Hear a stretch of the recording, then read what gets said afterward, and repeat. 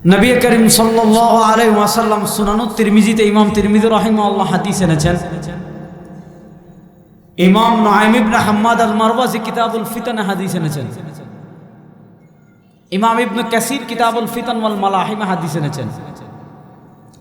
দেখেন, হাদিসের যত কিতাব দুনিয়াতে লেখা হয়েছে, বিশেষ করে বাব এবং পরিচ্ছেদ আকারে সাজিয়ে হাদিসের যত কিতাব লেখা হয়েছে, যেমন বুখারী প্রথম শুরু হয়েছে বাবু কাইফা কানা বাদিল ওয়াহি দিয়ে, কিতাবুল ইলম, কিতাবুল ঈমান, কিতাবুস সালাত, এইভাবে গিয়েছে। ইমাম মুসলিম মুকদ্দিমায়ে মুসলিম, তারপর কিতাবুল ঈমান, কিতাবুত তাহারা, কিতাবুস সালাত, এইভাবে গিয়েছে। সব হাদিসের কিতাবে একটা কিতাব পাবেন কিতাবুল ফিতান। বুখারীতেও পাবেন, মুসলিমেও পাবেন, তিরমিজিতেও পাবেন, নাসাইতেও পাবেন, আবু দাউদেও পাবেন, মুসান্নাফে ইবনে আবি শায়বায় পাবেন, আব্দুর রাজ্জাকে পাবেন, নাসাই সুনানুল কুবরাতে পাবেন, বাইহাকিতে পাবেন, সব কিতাবে পাবেন কিতাবুল ফিতান।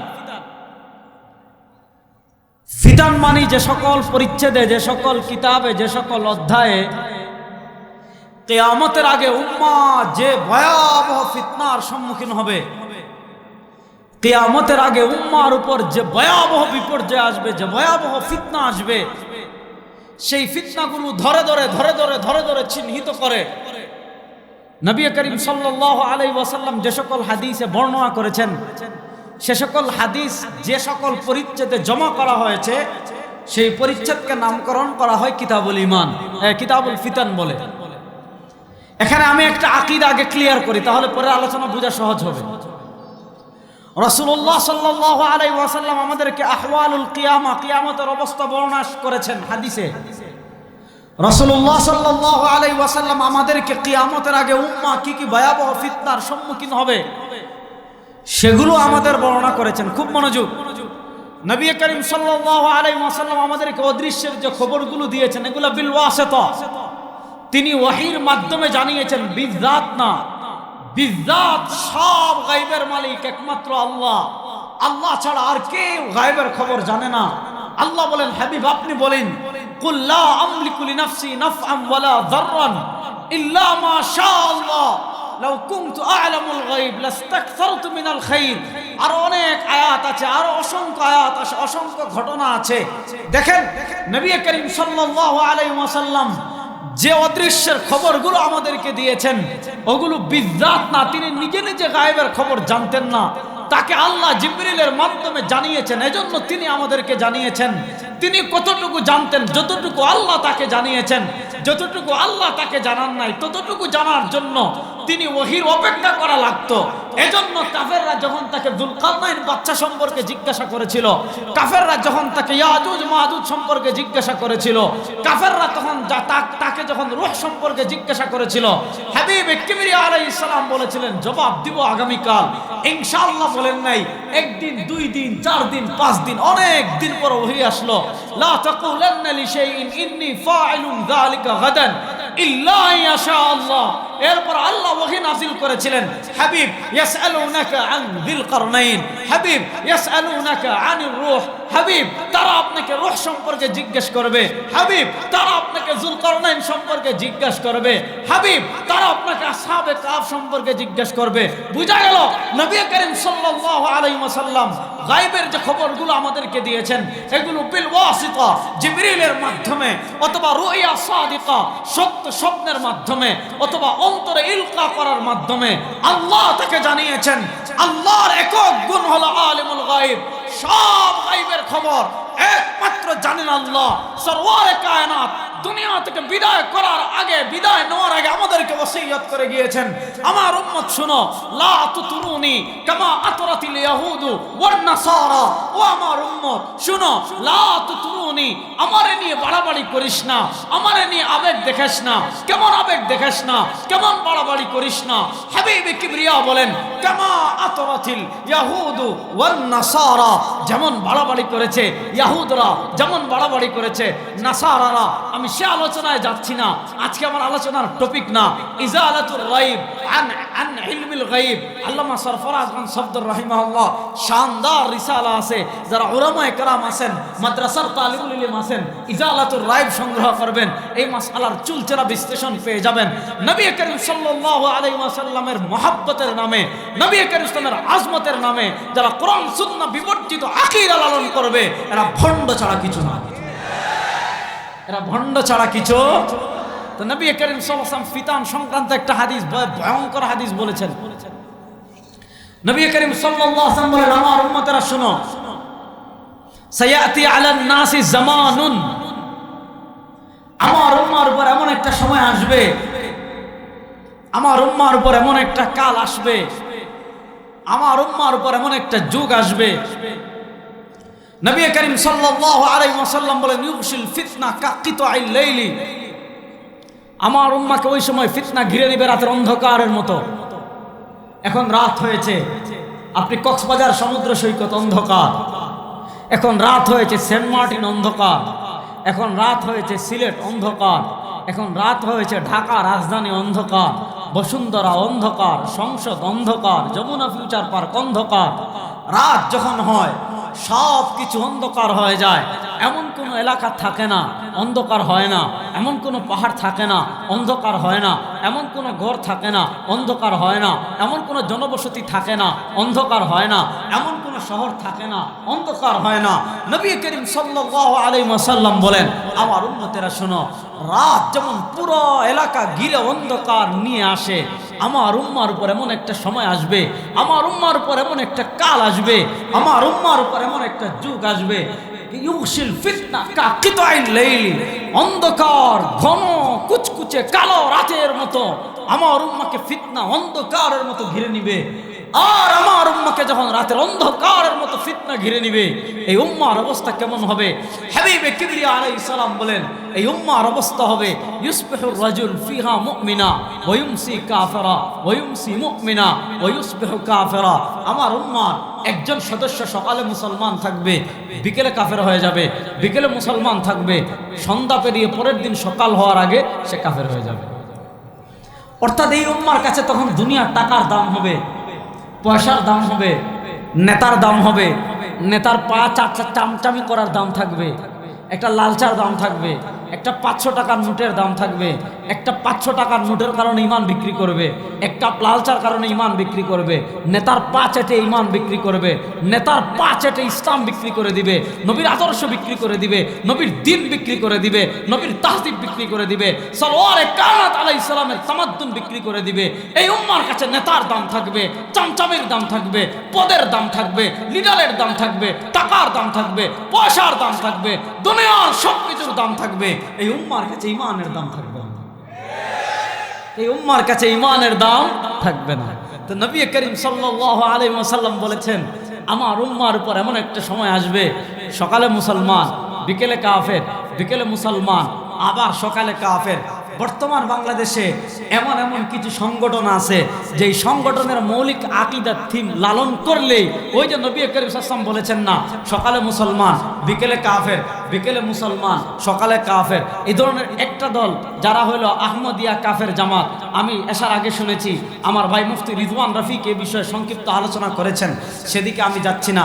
বর্তমানে পৃথিবীতে এটা এখন আসছে, অথচ ফিতনাটা নতুন না, ফিতনাটা একদম ইসলামের সূচনা লগ্ন থেকে, যে ফিতনাকে ইতিহাসে বলে মুনকিরিন হাদিস। অর্থাৎ এমন একটা দল আছে যে দল হাদিসের প্রামাণিকতা স্বীকার করে না, তারা বলে আমরা শুধু কোরআন মানি, হাদিস মানি না। প্রথমে এই কথাটা বুঝেন, যারা শুধু এই কথা বলবে যে শুধু কোরআন মানি, হাদিস মানি না, যারা হাদিসের প্রামাণিকতাকে স্বীকার করে না, যারা হাদিসকে শরীয়তের দলিল মানে না, যারা হাদিসকে স্বতন্ত্র দলিল হিসাবে বিশ্বাস করে না, তারা কাফের। আপনারা বললেও ঠিক, না বললেও ঠিক। তারা কি? জোরে বলেন, তারা কি? জোরে বলেন, তারা কি? আমরা কোরআনও মানি, হাদিসও মানি। বলেন আমরা কোরআনও মানি, বলেন আমরা কোরআনও মানি। খুব মনোযোগ দিয়ে একটা জিনিস আগে বুঝেন, আমরা কোরআন হাদিস কেন মানি, এই জিনিসটা আগে আমি সহজ করে কোরআন হাদিস থেকে বুঝাই। এই জিনিসটা বুঝানোর আগে কেন হাদিস মানতে হবে এ বিষয়ে যারা সচেতন শিক্ষিত সমাজ আছেন, আপনি আজকে বিভিন্ন দেশের ফুটবলারের বিস্তারিত বিবরণ জানেন, বিভিন্ন নাটকের কথা জানেন, বিভিন্ন সিরিয়ালের দেখার সময় পান, আমাদের মুসলিম উম্মার দিকে একটা বড় সড়ো ফিতনা ধেয়ে আসতেছে, এটা নাম মূর্খতা। আজকে আমরা সিনেমা নিয়ে ব্যস্ত, সিনেমা দেখার জন্য ঘন্টার পর ঘন্টা সময় কাটাতে পারি। আমরা আজকে ঈদের পর সিরিয়াল দেখার জন্য ঘন্টার পর ঘন্টা সময় কাটাতে পারি। ফেসবুকে আড্ডা দিয়ে ঘন্টার পর ঘন্টা কাটাতে পারি, কিন্তু কিতাব পড়তে পারি না। ফিতনা থেকে বাঁচানোর জন্য, ইমানকে হেফাজতের জন্য, জান্নাতের পথ লাভ করার জন্য, জাহান্নাম থেকে বাঁচার জন্য, ইমানের হেফাজত করার জন্য বই পড়তে পারি না। যারা হাদিসের প্রামাণিকতা নিয়ে বিস্তারিত জানতে চান, আমি অনেক কিতাবের কথা বলবো না, অনেক কিতাব আছে, এগুলোর খণ্ডনে অনেক কিতাব আছে। ডক্টর মুস্তফা সিবাইয়ের যে কিতাব হয়েছে, ছাত্র ভাইদেরকে বলছি, যারা এই মাদ্রাসায় পড়েন, মিশকাতে যারা পড়ছেন, জালালাইনে যারা পড়ছেন, শরবেকায় যারা পড়ছেন, বিভিন্ন মাদ্রাসা এই জামাতগুলোতে যারা পড়েন, আমি ডক্টর মুস্তফা সিবাইয়ের কিতাবের নাম আমি আপনাদেরকে বলে যাচ্ছি, ডক্টর আবু সাহাবার কিতাবের নাম আমি বলে যাচ্ছি, আমাদের শেখুল ইসলাম জাস্টিস মুফতি মোহাম্মদ তাকি উসমানী। আমার ধারণা মতে, আমার ধারণার সাথে আপনার ধারণা মিলতেও পারে, নাও মিলতে পারে, আমার ধারণা মতে বর্তমান পৃথিবীর সবচেয়ে বড় আলেম শেখুল ইসলাম জাস্টিস মুফতি মোহাম্মদ তাকি উসমানী। এটা আমার ধারণা, আমি বললাম কারণ আমি তাকে প্রচুর পড়েছি। তিনি হাদিস শাস্ত্রে অনবদ্য খিদমাত করেছেন, বিশেষ করে তার ফাতহুল মুলহিম, যেটা আল্লামা শাব্বির আহমদ উসমানী লিখে গিয়েছিলেন, এটার তাকমেলা করেছেন কিতাবুল বাই থেকে। সুবহানাল্লাহ। কিতাবুল বাইয়ের মুকাদ্দিমায় তিনি অর্থনীতি সম্পর্কে যে আলোচনা করেছেন, যদি তাকি উসমানীকে কত বড় আলেম, এটা গেলে আমি আলোচনা চলে যাবে আরেক দিকে। শেখ আব্দুল ফাত্তাহ আবু হুদ্দা রহিমাল্লাহ তাকে বলেছিলেন, তিনি যখন জালালাইন পড়েন, তখন শেখ আব্দুল ফাত্তাহ আবু হুদ্দা রহিমাল্লাহ একবার দারুল করাচিতে আসেন। শেখুল ইসলাম জাস্টিস তাকি উসমানী তখন তো ছোট বাচ্চা, জালালাইন পড়েন। তিনি শেখ আব্দুল ফাত্তাহ আবু হুদ্দার শানে, আরবিতে জালালাইনের একটা ছেলে, আরবিতে এমন একটা, ওই যে বড় বড় অতিথি আসলে আমরা ক্রেশ দেই না, সম্মাননা পত্র পড়ি না, শেখ আব্দুল ফাত্তাহ আবু হুদ্দা রহিমাল্লাহর শানে শেখুল ইসলাম জাস্টিস তাকি উসমানী হাফিজাহুল্লাহ এমন একটা প্রশংসাপত্র পড়েছেন। শেখ আব্দুল ফাত্তাহ খুশি হয়ে বলেছেন, লাউ কুনতা তুফাহা লা আকালতুক, তুমি যদি আপেল হতে আমি তোমাকে খেয়ে ফেলতাম। শেখুল ইসলাম জাস্টিস তাকি উসমানী হাফিজাহুল্লাহ কিতাব আছে হুজ্জিয়াতে হাদিস, যারা এটা মূলত ইংলিশও আছে, ইংলিশ নামটা আমার এই মুহূর্তে মনে নাই, ইংলিশটাও পাবেন, উর্দুটাও পাবেন, এটা অনুবাদও হয়েছে। ইংলিশটার নাম আমার এই মুহূর্তে মনে নাই, সালমান ফার্সি ভাইকে আমি পরে জানাবো, ওনার মাধ্যমে জেনে নিয়েন। আজকে মাহফিলের মধ্যে আমি জানানোর চেষ্টা করব। উর্দুটার নাম হলো হুজ্জিয়াতে হাদিস, বাংলাটার নাম হলো হাদিসের প্রামাণিকতা। বলেন বাংলাটার নাম কি? হাদিসের প্রামাণিকতা। আপনি বাংলা বাজার গেলে এইটা পাবেন, বায়তুল মুকাররম গেলে এইটা পাবেন। কোন কোন তরুণ নিয়ত করেছেন যে হাদিসের ব্যাপারে, এই মুনকিরিনে হাদিস, হাদিসের প্রামাণিকতা যারা অস্বীকার করে, তারা যে সন্দেহগুলো তৈরি করে, এগুলার থেকে বাঁচার জন্য এই কিতাবটা সংগ্রহ করে করে পড়বো। দেখি কারা নিয়ত করছেন, একটু হাত তুলে। আল্লাহ আমাদেরকে কিতাবমুখী হওয়ার তৌফিক দান করেন, সবাই বলেন আমিন। তো হুজ্জিয়াতে হাদিসে শেখুল ইসলাম তাকি উসমানী আলোচনা করেছেন। ডক্টর মুস্তফা সিবাইয়ের অনবদ্য কিতাব আছে আস-সুন্নাহ ওয়া মাকানাতুহা ফি তাশরি'ইল ইসলামি, শানদার কিতাব। ডক্টর আবু সাহাবা রাহিমাহুল্লাহর কিতাব আছে দিফা আনিস সুন্নাহ, দিফা আন আবি হুরায়রা, আল ইস্তিশরা ওয়াল মুস্তাশরিকুন। এই কিতাবগুলো যারা পড়বে, ডক্টর মানাজির আহসান গিলানির কিতাব আছে তাদবিন হাদিস, এগুলো যারা পড়বে তাদের অন্তরে কখনো, এরপরে আরো যদি পড়তে চান, আল্লামা আব্দুর রশিদ নুমানী রাহমাতুল্লাহ আলাইহির তাফসীর পর মাদখালে আলোচনা পাবেন, আল ইমাম ইবনে মাজাহ ওয়া কিতাবুস সুনানে পাবেন, ইবনে মাজাহ ওয়াল ইলম হাদিসে পাবেন, কত কিতাবে পাবেন। কিতাবের নাম তো অনেক বলা যাবে, কথা হলো আমরা পড়তে চাই না। শুনেন, আমাদের কাছে কোরআন যেমন অকাট্য, হাদিসও তেমন অকাট্য। আমরা কোরআনও মানি, হাদিসও মানি। যারা বলবে হাদিস মানি না, এরা কাফের, কাফের কোনো সন্দেহ নাই। দেখেন আমাদেরকে হাদিস কেন মানতে, আমি সহজ করে বুঝাই। খতিবে বাগদাদি রহমতুল্লাহর নাম আমরা শুনেছি। খতিবে বাগদাদি মুতাকাদ্দিমিন থেকে আমি আসতেছি। খতিবে বাগদাদি রহমতুল্লাহ ইন্তেকাল করেছেন 463 হিজরিতে। তার লিখিত একটা জগৎখ্যাত কিতাব আছে আল কিফায়া ফি ইলমির রিওয়ায়া। ইমাম ইবনে আব্দুল বার মালিকি রহমতুল্লাহ আলাইহি তিনিও ইন্তেকাল করেছেন 463 হিজরিতে। তার লিখিত কিতাব আছে জামিউ বায়ানুল ইলমি ওয়া ফাদলি। এই দুই কিতাবে বিস্তারিত আলোচনা আছে। দেখেন, ইসলামী শরীয়তে আমরা কোরআনও মানি, হাদিসও মানি, এই বিষয়টা বোঝানোর আগে আমি আপনাদেরকে পয়েন্ট একটা জিনিস, প্রথম একটা জিনিস বুঝেন। আমাদের ধর্মের নাম ইসলাম। বলেন আমাদের ধর্মের নাম, আল্লাহর বান্দারা একটু মহব্বতে বলেন আমাদের ধর্মের নাম, জোরে বলেন আমাদের ধর্মের নাম। ইন্নাদ দীনা ইনদাল্লাহিল ইসলাম ওয়া মান ইয়াবতাগি গায়রাল ইসলামি দীনান ফালান ইউকবালা মিনহু। ইসলাম আসার পর আর কোনো তন্ত্রমন্ত্র আল্লাহর কাছে গ্রহণ হবে না। হ্যাঁ, ডেমোক্রেসি থাকতে পারে, সেকুলারিজম থাকতে পারে, এরপর আপনার কমিউনিজম থাকতে পারে, জাতীয়তাবাদ থাকতে পারে, ইহুদিবাদ থাকতে পারে, খ্রিস্টবাদ থাকতে পারে, সব থাকতে পারে, কিন্তু কেউ তো তার ধর্ম, ইসলাম তো কাউকে লা ইকরাহা ফিদ্দিন, ইসলাম তো কাউকে জোরপূর্বক মুসলমান গ্রহণে বাধ্য করে না। ইসলাম পৃথিবীতে সবচেয়ে বেশি ধর্মীয় সম্প্রীতিতে বিশ্বাসী। ইসলাম কখনো ধর্মীয় সাম্প্রদায়িকতা শিক্ষা দেয় না। ইসলামের মেসেজ পরিষ্কার। আমি ইসলামের দাওয়াত দেওয়ার পর সে যদি কবুল না করে, লাকুম দীনুকুম ওয়ালিয়া দিন, সে তার মতো থাকবে, আমি আমার মতো থাকব। ইসলাম কখনো ধর্মীয় সাম্প্রদায়িকতায় যদি বিশ্বাসী হতো, ভারত উপমহাদেশের মালিক 700 বছর আমরা ছিলাম, ভারত উপমহাদেশে 700 বছর ক্ষমতায় আমরা ছিলাম, যদি আমরা ধর্মীয় সাম্প্রদায়িকতায় বিশ্বাসী হতাম, 700 বছর ক্ষমতায় আমরা ছিলাম, ভারতে উগ্র হিন্দুরা থাকতে পারতো না। আমরা কখনো ধর্মীয় সাম্প্রদায়িকতায় বিশ্বাস করি না। আমাদের কাজ হলো দাওয়াত। কবুল করলে আলহামদুলিল্লাহ, কবুল না করলে তুই তোর মতো থাক।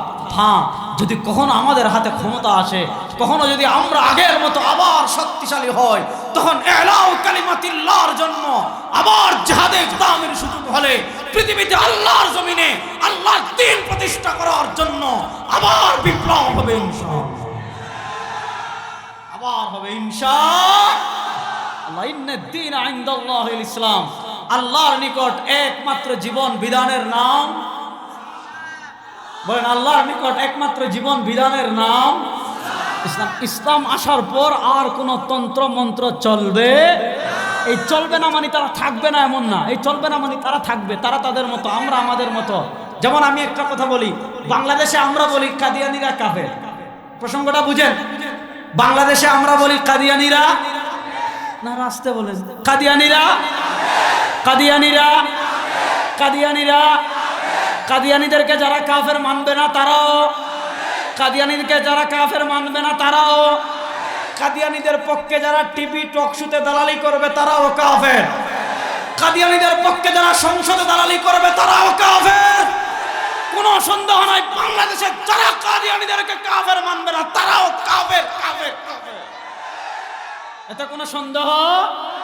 বলবেন ওদের কাদিয়ানীদের ক্ষেত্রে আপনাদের সমস্যা কি? হিন্দুরা আছে, বৌদ্ধরা আছে, ইহুদিরা আছে, খ্রিস্টানরা আছে, কাদিয়ানীরা থাকবে? আমরা বলি হ্যাঁ থাকবে। আমরা কখনো বলি না কাদিয়ানীদেরকে বের করে দেন। কি দুঃখের কথা বলবো আপনাদের, দেখাই যায় আসছি যখন অবস্থা দেখেন, অবস্থা দেখেন, আমি দেখাচ্ছি আপনাদের। এই যে আহমদিয়া মুসলিম জামাত বাংলাদেশ, আহমদিয়া মুসলিম জামাত বাংলাদেশ, বিষয় আহমদিয়া মুসলিম জামাত বাংলাদেশের বার্ষিক সম্মেলন জলসা সালানা 2024 অনুষ্ঠানের সদয় অবগতি ও প্রয়োজনীয় ব্যবস্থা গ্রহণ প্রসঙ্গে মহোদয়, মাননীয় জেলা প্রশাসক পঞ্চগড় মহোদয়, আসসালামু আলাইকুম রহমতুল্লাহ। যথাযথ সম্মানপূর্বক নিবেদন এই যে পূর্ববর্তী বছরগুলোর ধারাবাহিকতায় আগামী 23, 24 ও 25 ফেব্রুয়ারি 2024 শুক্র শনি রবিবার 3 দিন ব্যাপী আহমদিয়া মুসলিম জামাত বাংলাদেশের বার্ষিক সম্মেলন 99তম জলসা সালানা পঞ্চগড় শহরের নিকটবর্তী ধাক্কামারা ইউনিয়নের আহমদনগর গ্রামে আহমদিয়া মুসলিম জামাত বাংলাদেশের নিজস্ব জায়গায় অনুষ্ঠানের আয়োজনের সিদ্ধান্ত গ্রহণ করা হয়েছে। এ সম্মেলন আহমদিয়া মুসলিম জামাত বাংলাদেশের সদস্যদের অভ্যন্তরীণ ধর্মীয় তালিম তরবিয়তের উদ্দেশ্যে অনুষ্ঠিত হয়ে থাকে। এ সম্মেলনে কোনো প্রকার রাজনৈতিক ও ধর্মীয় বিদ্বেষমূলক বক্তব্য প্রদান করা হয় না। এটি আহমদিয়া মুসলিম জামাতের একটি ঐতিহ্যবাহী নিজস্ব বার্ষিক সম্মেলন। আহমদনগরের উক্ত স্থানটিতে ইতিপূর্বে অনেকবার আমাদের বার্ষিক সম্মেলন অনুষ্ঠিত হয়েছে। বিষয়টি আপনাদের সবাই অবগতি এবং প্রয়োজনীয় ব্যবস্থা গ্রহণের নির্দেশনা পেশ করা হলো। ওয়াসালাম নিবেদক মোহাম্মদ মুত্তালিব হোসেন খান, কেন্দ্রীয় দায়িত্বপ্রাপ্ত বিশেষ প্রতিনিধি এবং প্রেসিডেন্ট আহমদিয়া মুসলিম জামাত আহমদনগর পঞ্চগড়। আমাদের আপত্তি কোথায়? এই যে দেখেন, তারা প্রশাসন বরাবর দরখাস্ত করেছে যে তারা আহমদিয়া মুসলিম জামাত নামে বাংলাদেশে ইজতেমা করতে চাচ্ছে। না নাউজুবিল্লাহ, বাসায় গিয়ে জুড়ে বলবেন, এখানে আসতে বলেন। আমাদের আপত্তির জায়গাটা বুঝেন। বাংলাদেশে হিন্দুরা তাদের পূজা করে, মুসলমানরা কখনো সাভারে বাধা দিছে, আশুলিয়ায় বাধা দিছে? বাংলাদেশের কোনো জায়গায় কোনো মুসলমান হিন্দুদের পূজা করতে বাধা দিয়েছে? এই যে ডিসেম্বরের 25 তারিখ খ্রিস্টানরা ক্রিসমাস ডে, বড় ডে পালন করলো, আমরা বাধা দিয়েছি? খ্রিস্টানরা ক্রিসমাস ডে পালন করে খ্রিস্টান পরিচয়, বৌদ্ধরা তাদের বৌদ্ধ পূর্ণিমা পালন করে বৌদ্ধ পরিচয়, হিন্দুরা তাদের পূজা করে হিন্দু পরিচয়। হিন্দুরা যেমন পূজা মুসলমান পরিচয় করতে পারে না, খ্রিস্টানরা যেমন তাদের ক্রিসমাস দিয়ে মুসলমান পরিচয় করতে পারে না, বৌদ্ধরা যেমন তাদের ধর্মের উৎসব মুসলমান পরিচয় করতে পারে না, কাদিয়ানীরা ইজতেমা করবে আমাদের আপত্তি নয়, কাদিয়ানীরা ইজতেমা করবে কাফের পরিচয় মুসলমান পরিচয়। কোন ইজতেমা 92% বাংলাদেশে হতে দেওয়া হবে না, হবে না, হবে না ইনশাআল্লাহ।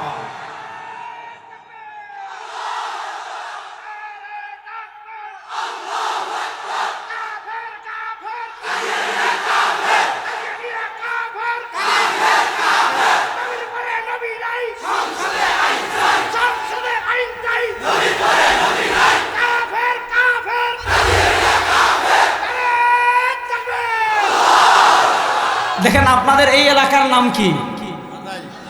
বাদাইল। আচ্ছা, বাদাইল বাজারে মনে করেন এক ব্যক্তির দোকান দিয়েছে যে আমার এখানে খাসির গোশত বিক্রি করা হয়। সে যদি সাইনবোর্ড লাগিয়েছে খাসির গোশতের, এই খাসির গোশতের দোকানে সে যদি খাসির গোশত বিক্রি করে, আপনারা কেউ কি বাধা দিবেন? ইসমাইল ভাই কই বাধা দিবেন? আপনারা কেউ বাধা দিবেন? কেউ বাধা দিবেন না, গোশত বিক্রি করুক। কিন্তু মনে করেন এক ব্যক্তি সাইনবোর্ড লাগিয়েছে আমার এখানে খাসির গোশত বিক্রি করা হয়, সাইনবোর্ড তো সুন্দর সাইনবোর্ড। এখন কয়েকদিন পরে দেখলেন যে খাটাসে তো আসলে শয়তানে খান্নাসে তো আসলে খাসির গোশত বিক্রি না। ঘটনা কি জানেন?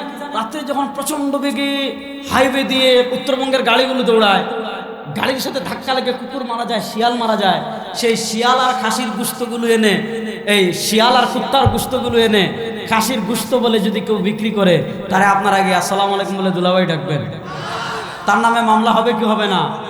আপনি খাসির গোশত বিক্রি করেন, খাসির গোশতের সাইনবোর্ড দিয়ে আমাদের আপত্তি নাই, কিন্তু খাসির গোশতের সাইনবোর্ডের আড়ালে কুত্তার গোশত বিক্রি করা যেমন অপরাধ।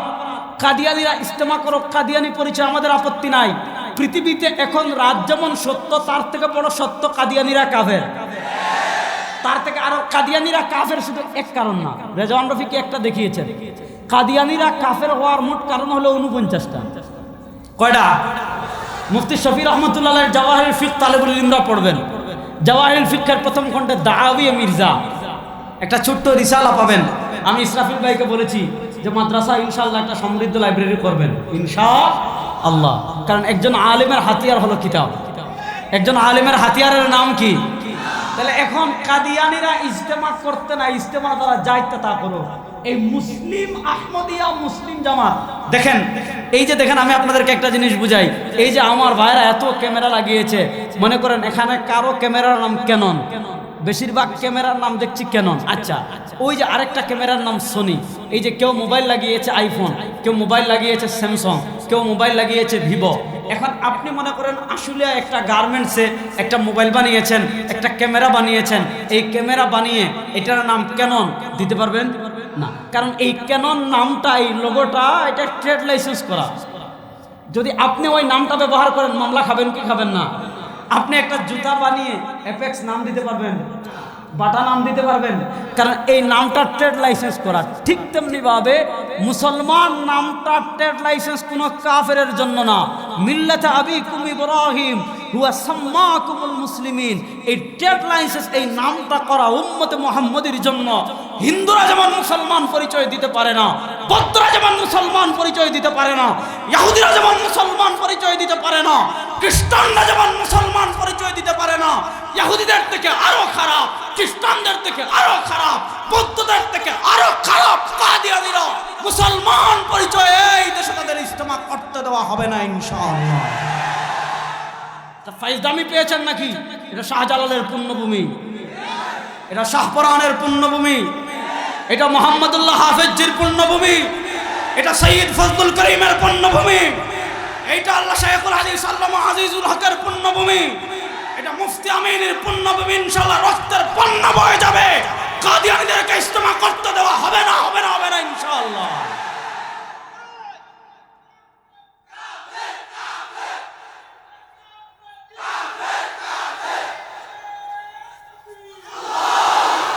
যাক, কাদিয়ানী প্রসঙ্গ আসছে জন্য বললাম। কাদিয়ানী নিয়ে আমার অনেকগুলো আলোচনা আছে, কেন তারা কাফের। শুনেন, আমি দুইটা প্রসঙ্গ বলি, একটা বলেই শেষ করি। এ ভাই আলোচনা করছে জন্য আমি ফিনিশটা দিয়ে যাচ্ছি। এই চেরাগ বিবির পোলা, কার পোলা? কথা কয় না রে, কার পোলা? চেরাগ বিবির পোলা। এটা কত বড় বাটপাড়া ছিল বুঝছেন? আচ্ছা, এটার বাটপারি দেখাইতে গেলে অনেক সময় শুধু এতটুকু বুঝেন, চেরাগ বিবির পোলা নিজেরা দাবি করছে, নবী দাবি করছে 1903 সালে। কত সালে? কথা কয় না। চেরাগ বিবির পোলা নিজেরা নবী দাবি করছে 1903 সালের আগে চেরাগ বিবির পোলার কিছু ভালো বক্তব্য আছে, যে বক্তব্যগুলোতে সে আমাদের নবীকে নবী মানছে, আমাদের মুস্তফা মুহাম্মদুর রাসূলুল্লাহ সাল্লামকে শেষ নবী মানছে। এই কাদিয়ানীরা কত বড় বাটপারের করে বাটপার! এই 1903 সালের আগে চেরাগ বিবির পোলার যে বক্তব্যগুলো আছে ওগুলো সাধারণ মানুষকে দেখাইয়া বলবে, দেখেন আপনারা সব আমাদের ব্যাপারে মিথ্যা বলছে। তাদের লিখিত বই সব আমাদের কাছে আছে, সেদিকে আমি যাচ্ছি না। এজন্য এই চেরাগ বিবির পোলার দলে কখনো বেড়া শুনেন, কাদিয়ানীরা কোনো পশু জবেহ করলে এটা খাওয়া হারাম। বলেন, কাদিয়ানীরা কোনো ছাগল জবে করলে এটা খাওয়া, কোনো মুরগ জবে করলে ওইটা খাওয়া, কোনো গরু জবে করলে ওইটা খাওয়া, কাদিয়ানীদের সাথে বিবাহে বন্ধনে আবদ্ধ হওয়া, কাদিয়ানীদের জানাজার নামাজ পড়া, কাদিয়ানীদের ধর্মীয় উপাসনালয়ে নামাজ পড়া, এরপরে প্রসঙ্গ বুঝেন, কাদিয়ানীদেরকে মুসলমান গুরুস্থানে দাফন করা। আসতে বললেন, কাদিয়ানীদেরকে মুসলমান গুরুস্থানে দাফন করা। তো খতিবে বাগদাদি রহমতুল্লাহ থেকে আলোচনা চলে গেছে আরেক দিকে। তো আমাদের ধর্মের নাম ইসলাম। বলেন, আমাদের ধর্মের নাম ইসলাম। আসার পর আল্লাহ রাব্বুল আলামিনের কাছে একমাত্র মনোনীত ধর্মের নাম, জুড়ে বলেন, ইসলাম। আসার পর আল্লাহ রাব্বুল আলামিনের কাছে একমাত্র মনোনীত জীবন বিধানের নাম। এটা একটা স্বতন্ত্র আলোচনার টপিক, এটার পিছনে অনেক দলিল আছে, সেদিকে আমি যাচ্ছি না। দেখেন, ইসলাম আমাদের জীবন বিধান, এর মানা কি?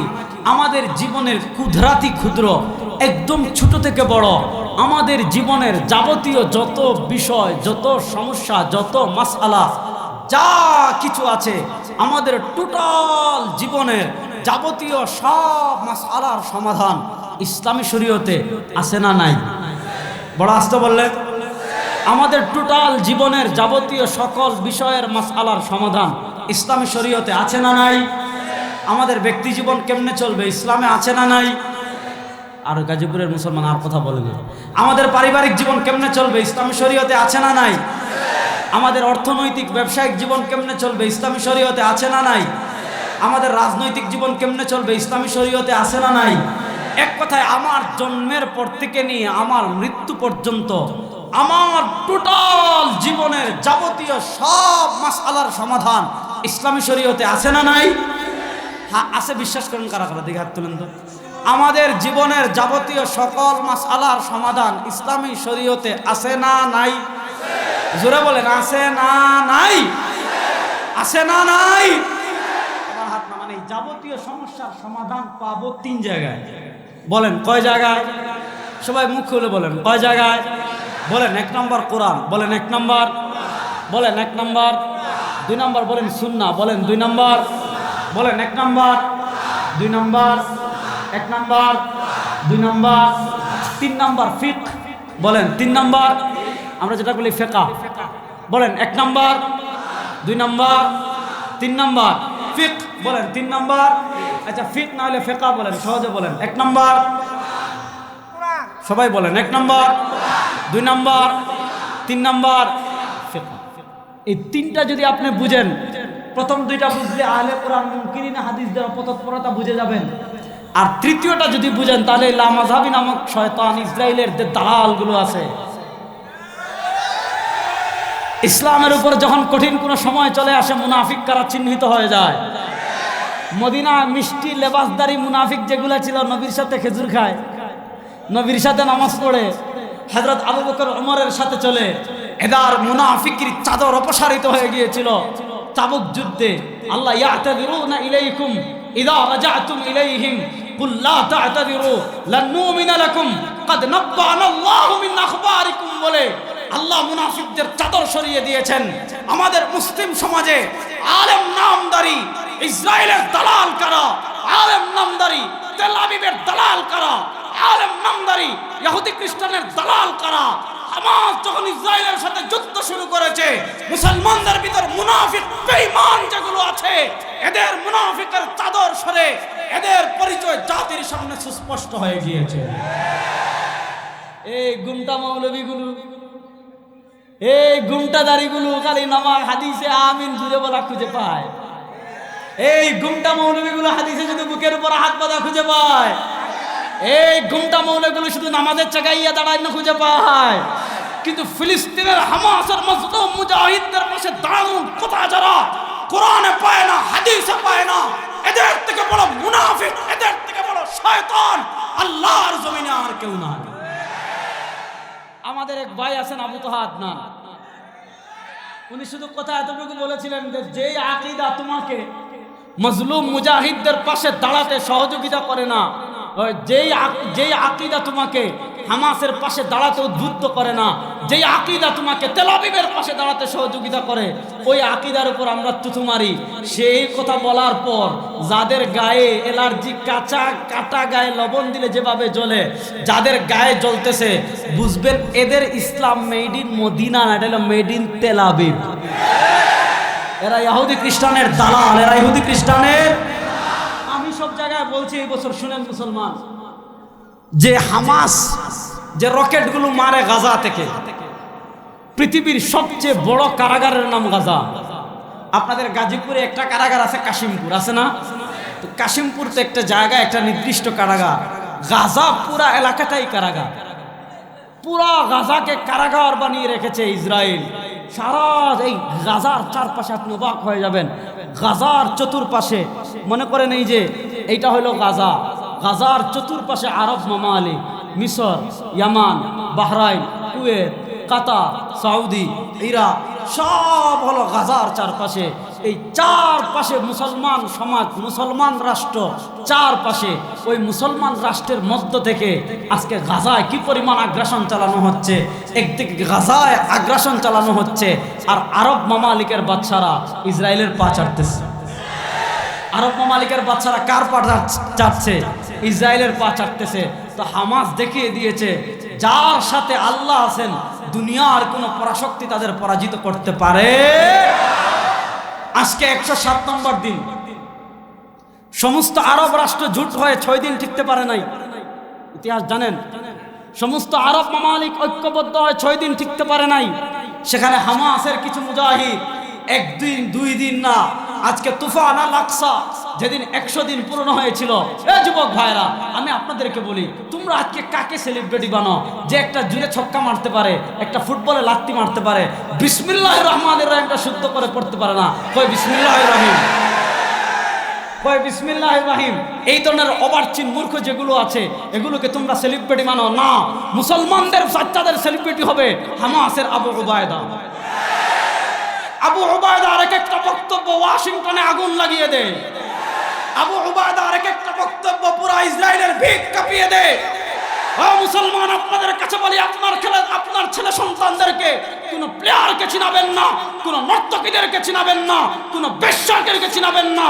আপনার ছেলে সন্তানদেরকে আফগানিস্তানের ছাত্র ভাইদেরকে চিনান, আপনার ছেলে সন্তানদেরকে তালিবান চিনান, আপনার ছেলে সন্তানদেরকে হামাসের আবু উবায়দাকে চিনান। পৃথিবীতে ইসলামের বিজয় হবে ইনশাআল্লাহ।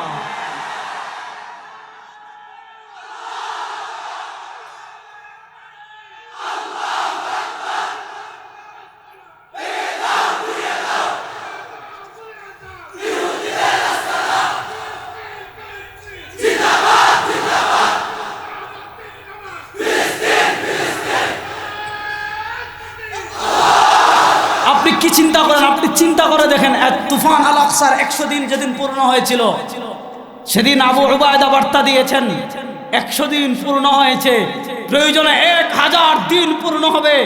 আর শাইখুল ইসলাম জাস্টিস তাকে উসমানে হাফিজাহুল্লাহ, তিনি হুরমতে আকসা কনফারেন্সে সারা দুনিয়ার মুসলমানদেরকে বার্তা দিয়েছিলেন। হামাসের মুজাহিদ আবার আমাদেরকে স্মরণ করিয়ে দিয়েছে, সুপার পাওয়ার আমেরিকা না, সুপার পাওয়ার ইসরায়েল না, সুপার পাওয়ার আল্লাহ। বলেন সুপার পাওয়ার কে? আল্লাহর সুপার পাওয়ারের সামনে আমেরিকার সুপার পাওয়ার গিরি ছুটে গিয়েছে আফগানিস্তানে, ইসরায়েলের সুপার পাওয়ার গিরি ছুটে যাচ্ছে হামাসের কাছে, সব ছুটে যাবে। আল্লাহর পাওয়ার কিয়ামত পর্যন্ত থাকবে ইনশাআল্লাহ। আমি যেটা বলতে চাচ্ছিলাম, মাশাআল্লাহ, একটা তাকবীর দেন, আরিফ বিন হাবিব সাহেব আসতেছে। হ্যাঁ হ্যাঁ, বলবো, আসো।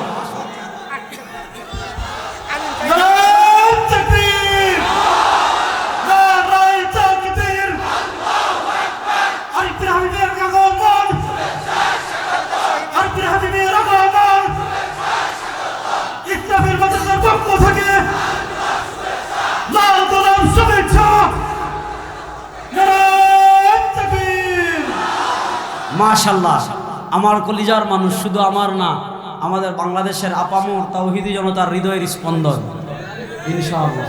আসসালামু আলাইকুম শেখ, কেমন আছেন? আলহামদুলিল্লাহ। আমার খুব কাছের মানুষ, আমিও ওনাকে আল্লাহর জন্য মহব্বত করি, উনিও আমাকে আল্লাহর জন্য মহব্বত করে। আমাদের মহব্বত সব আল্লাহর জন্য হবে ইনশাআল্লাহ। যাক, আমি যে বিষয়ে আলোচনা করছিলাম, আর বেশি সময় নেব না, আরেক ভাই চলে আসছেন। ভাই, যেখানে সূর্য ওঠে এখানে কিন্তু আর মোমবাতির কোনো দাম নাই, এটা হলো বাস্তব কথা।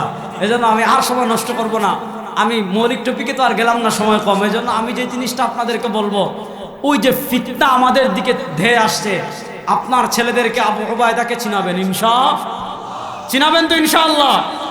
তো শেখুল ইসলাম জাস্টিস তাকি উসমানে হাফিজাহুল্লাহ, উনি হুরমতে আকসা কনফারেন্সে ঐতিহাসিক যে বক্তব্য দিয়েছেন, সেই বক্তব্য আমি আপনাদেরকে শুনিয়ে যাচ্ছি।